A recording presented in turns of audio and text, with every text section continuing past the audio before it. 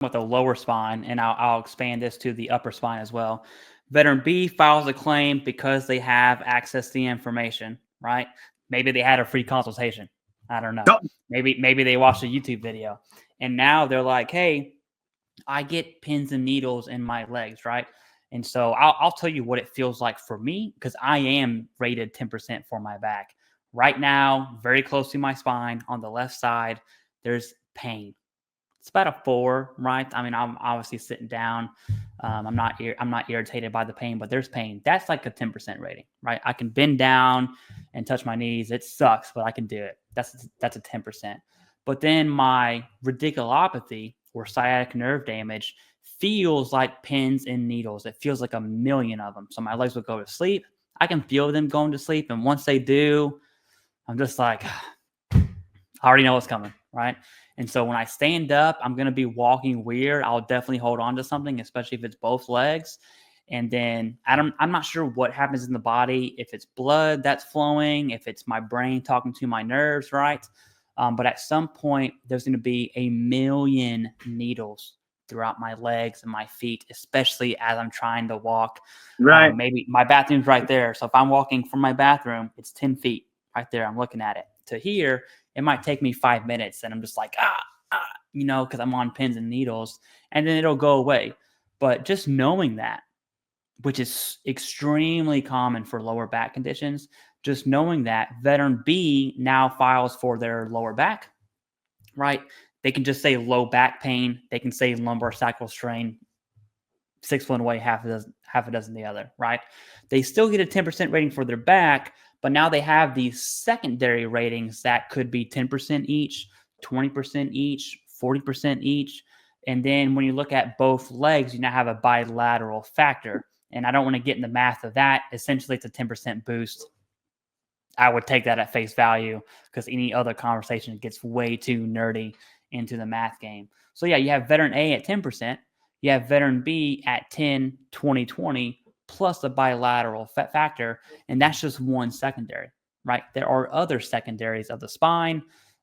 There's secondaries to medication, especially if you're on like painkillers. And then the severity of that condition, that's a 10%.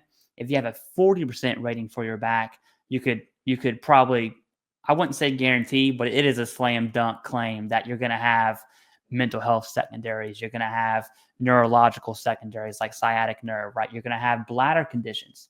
Maybe your spine inside is pushing against your bladder. And so now you're using the restroom a lot, right? There's a billion things that can happen. So yeah, I guess that's veteran A, B, C, and D. I don't know. Right. Yeah. So a couple others here. Let's just rattle through them. Sciatica, the nerve damage that we talked about, the radiculopathy, degenerative arthritis is a good one. Any joint issues that anybody has, you should be getting checked for arthritis. There's a couple different rating schedules for arthritis.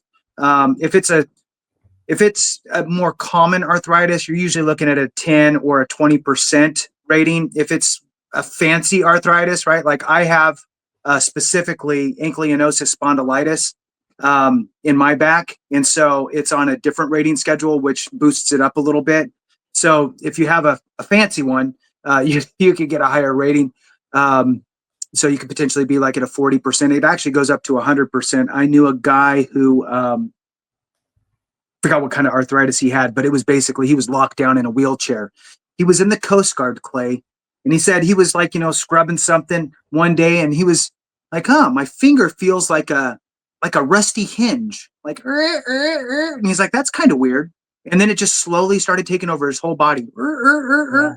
And then he's in a little motorized wheelchair all of a sudden. So he's 100% for arthritis. Crazy. So anyway, arthritis is, I think, an often overlooked secondary. And the reason why maybe it's not just underlooked, maybe it's a delayed secondary. And the reason why it's delayed is it's actually there and it's detectable and you can see it, but people aren't claiming it because they're not crippled from it, right? So I don't know, my back just hurts. And they move on. Your back hurts, go get x-rayed. See, if you feel like it gets a little extra stiff, right? Go see your doctor and get checked out for some arthritis because you may have it. Urinary frequency or incontinence, which is what you just talked about as well. And then obviously the mental health conditions, right? Depression or other mental health conditions. So the bottom line is veteran A has got a 10%, but really they could be 60, 70, or even 80% based on secondaries off of that 10% rating. Any final thoughts on that, Clay? Yeah, there's, let's give a low ball picture and then an average picture. We won't even do the max picture because obviously max would be 100%. But a low ball picture is a 10% rating for your back, 10% for your legs, and then let's say 30% for mental health secondary, right? So that 10% just turned into 10, 10, 10, 30, whatever that math is mathing, it's good, okay?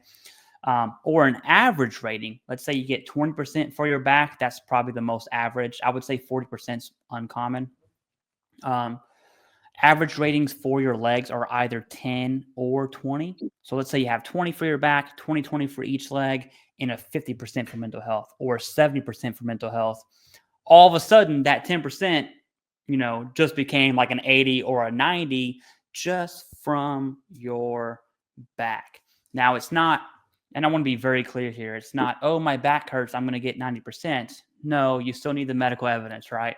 So your back still has to cause your sciatic nerve damage, right? Your back still has to stem to your mental health or whatever conditions you got going on. But that's just a lower back. And real quick, Jason, before I kick it back, it's the same for your upper spine or your cervical or your neck, right? And so there's nerves in our arms, believe it or not, that somehow are affected by the spine, right? I'm not a doctor by any means, but in the same context of your lower spine's pinching your sciatic nerve, your upper spine can pinch your nerves in your arms, right? Carpal tunnel, your cubital nerve, whatever that looks like. Now, for your legs, you can have up to 5 ratings for nerves in your legs. I've never seen all 5 personally. I've seen 4. So sciatica left, right, femoral left, right, 4 different ratings. For your arms, you can only have 1 per, right? So carpal tunnel syndrome, cubital nerve, or they're both carpal tunnel, whatever that, all your nerves could be damaged. You're getting 1 rating per arm, per nerve in your arms. And then you look at, okay, well, what are some other secondaries from your cervical condition? Migraines is up there, definitely in top 3. Tons of medical evidence stemming from that. Depending on the severity of your neck, mental health is definitely an option, especially if you're leaning on the migraine piece.